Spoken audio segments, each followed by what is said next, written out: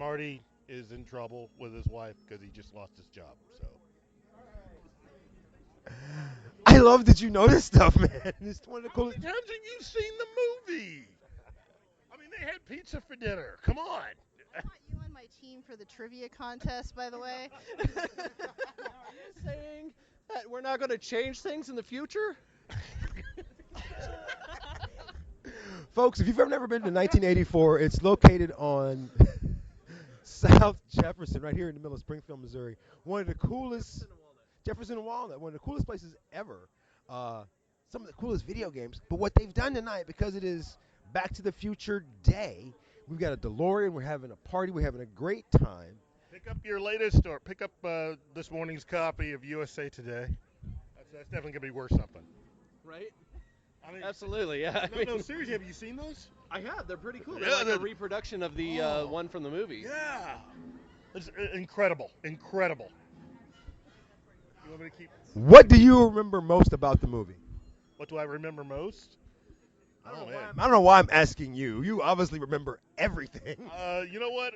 You know what? What really impressed me the most was the Cafe 80s sequence. Oh yeah, You know, that was incredible. I mean, just seeing that kind of shocked me a little bit because it's like we were still living it, and it's Yeah. like, oh, this is gonna be ancient someday. And now, and now we're at a place that glorifies everything from the 80s. Yeah, this is like Cafe 80s, but with all video games, man. And where's my new Pepsi? I want Pepsi Perfect. I want to try that out. That would be amazing. What do you remember most from the movie? You know, to be honest, ever since I was a kid, what I remember most from the movie, what I always wanted was future Biff's like meat tenderizer helmet hat. I always wanted one of those.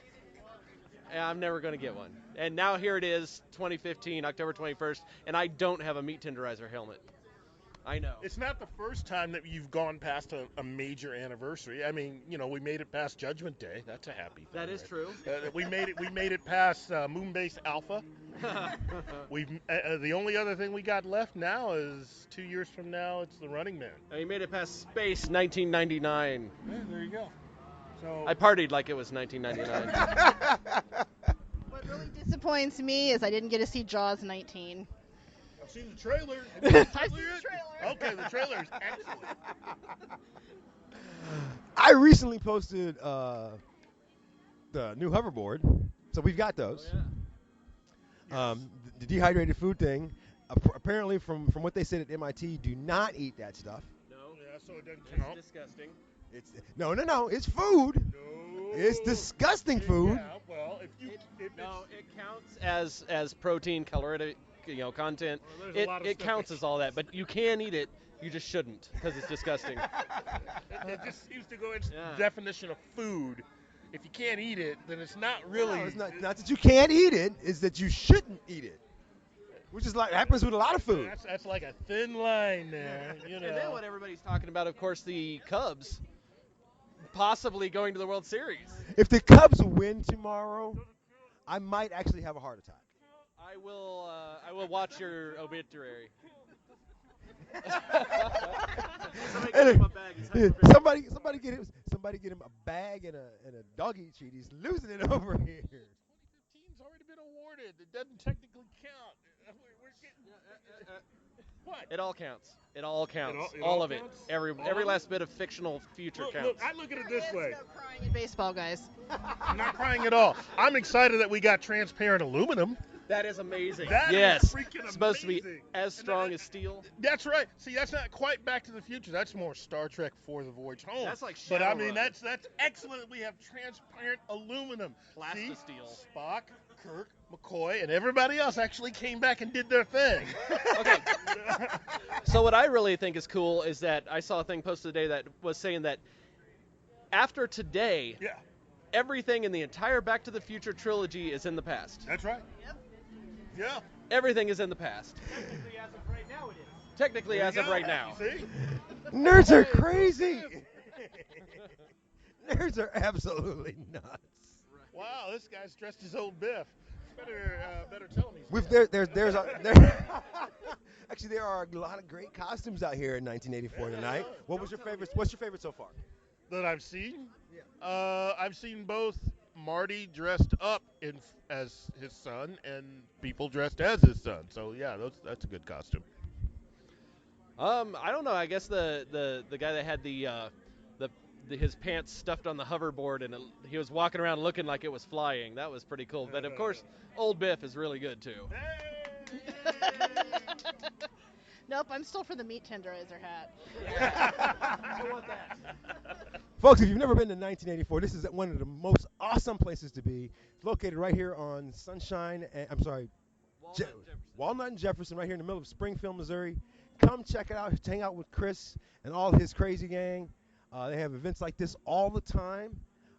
Keith, we've got so much other stuff to cover this week. I can't wait.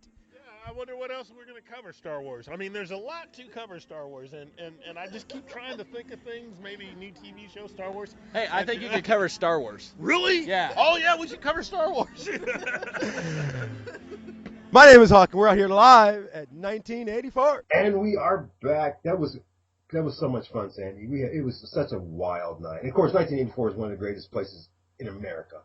It is. It's really fun. I love the pinball machines. She's on pinball games all night. It was so fun. All the video games are free, but she plays the ones that she actually finds the one that costs money, just like I did. I spent a lot of money. So, Brandon, how's Tulsa? I hear that my favorite person didn't make it. So, tell us what's going on in Tulsa.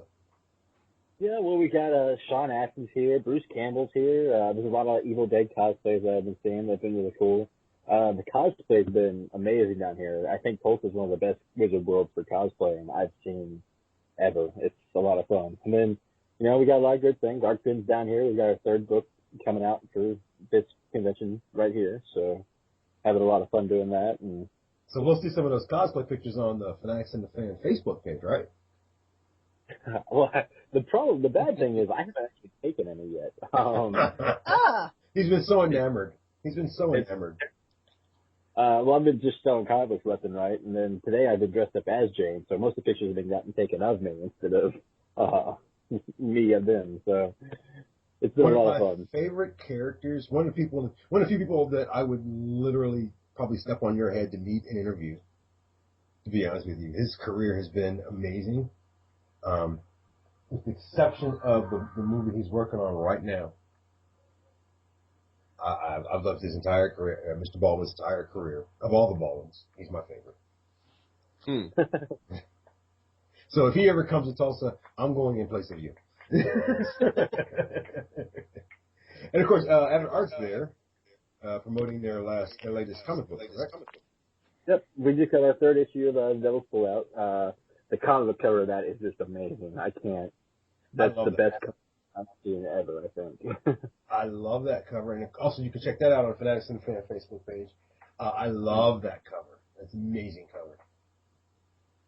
Oh, yeah. It's a lot of fun. Now we're really getting into the whole Angels versus Demons storyline now, too. So it's become, you get the first real big fight scene. It's an awesome addition to our set. So we're excited to bring that here to Tulsa. I love the Tulsa convention. It's one of the few that I like getting updates about every year, and it's awesome. I've literally never been to the city of Tulsa. They might not have you. I mean, they do have standards. That is true. They might stop me at the city border and be like, "No, sir, turn around. You can't come in." Unless you're wearing your Judge Dredd costume. Yeah, we've heard about you. I moved from there. They don't have standards. Now, Will, you saying that you moved there means they ran you out of town. So I'm not sure if you're saying they have standards or don't have standards. Well, since you put it that way. So I got to ask this, and I'm tingling about all the stuff we have to talk about, guys. I'll be completely honest with you. I'm trying to ease my way into it, so I'm going to ease into Jessica Jones and the new trailer. I wouldn't mind. Is everybody locked in on Jessica Jones, or are we still on the fence on that one? I have not seen the trailer. I heard it's amazing, though. The sneak clip is enough to get me locked in. I haven't seen the trailer yet. I hear you seen it, Brandon? Yeah, Chris actually made me watch it Friday. He's like, "You gotta go. You don't do anything else. Go watch this." So Yeah, it's amazing. I mean, I saw a picture of David Tennant as the Purple Man. Which, that's my guy. I was wondering about that when they announced it. I was like, are they really going to do Purple Guy? Because he's like one of the most powerful people in Marvel's universe. Or they led him to be a couple of years ago. So he's kind of dangerous to use, isn't he? Did I lose everybody? I think that I think it's a good start. I think it's great. They, especially bringing Tennant on. That's a great star power to put onto the show that people who have never heard of Jessica Jones, because there's a lot of people who haven't, are going to watch the show just because Tennant's in it, and I think that's a whole new audience that they're going to get out of that. But the trailer I just saw, it really solidifies that I can't be more excited for it. I actually think I'm more excited for Jessica Jones than I am for Daredevil coming out here later this year. So. No, I just saw an announcement that they were saying that well, it wasn't an announcement, it was an article, but they were saying they're thinking about scrapping Iron Fist and putting Punisher in its place. Have you heard that? I hope not. I mean, I'm leery of the Iron Fist thing in the first place. I think it could be done well. It could be done well, but I'm leery of it. I'll be honest with you, and this is the dumbest kid story I have. Every comic book I ever bought with Iron Fist in it, he didn't actually take his mask off. So I was a longtime fan until I realized he's a little blonde-haired, blue-eyed kid. It really pissed me off. I thought he was Asian. I really want him to be Asian. I think Jet Li would be a great Iron Fist. And it would make a lot more sense. So Sandy, take his mask off. So Sandy, where do you stand on a strong female role like Jessica Jones? Oh, I'm all for it. I haven't seen the trailer yet, but I'm all for badass heroines.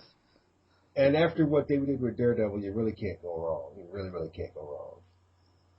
I really think the format works really well for these, kind of smaller Marvel kind of shows that, it's really hard to put something like Jessica Jones onto a big screen in one feature film, but putting it into these, hour-long episodes on Netflix is the perfect kind of format for it. Now, do you all, what do you think about the whole, binge watching versus, watching it every week, like having an entire show available every night, entire run at once? I'm okay with every night. I like the binge watching. I have to binge watch, like Walking Dead, and I've said this many times before, but I have to save up episodes to watch them all together because there's always those big lull episodes that I just don't want to watch, and if I'm waiting between, I'll get bored. Like, there was several times during the second and third season that I just stopped watching for weeks because I forgot about it because I got bored in the last episode. So I need to save up episodes of, like, Walking Dead. I really like doing Daredevil all at once. Yeah, but whenever you have it, like, stretched out over the course of a season, you've got your little bite-sized bits, and it kind of makes it last, but if you've got it on Netflix, you sit down and you can't stop, and you watch it all in 1 or 2 nights, and then it's done. And then it's done for, like, however long it takes for them to make another one.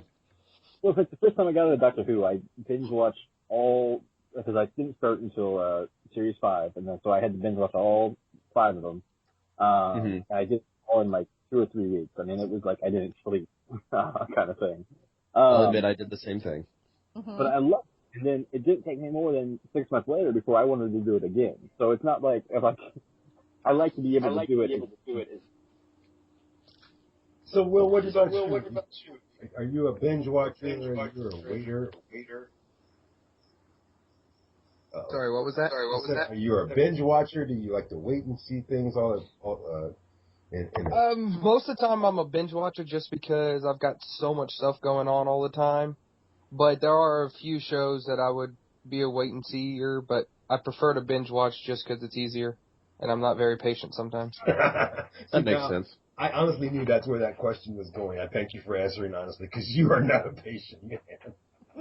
And I don't blame you. I'm not either. Like we were just talking about this right before this. We've got so many things coming up in our very near future, and it sucks that we have to wait for them, which is where I was going to this next. And there's so much great things going on. Guys, did you know that we're having some amazing stuff happen just 40 minutes north of us? Or, I'm sorry, northeast of us, in a little town called Lebanon? It's gonna be awesome. It's gonna be great. and to tell us all about it. Take over, Will.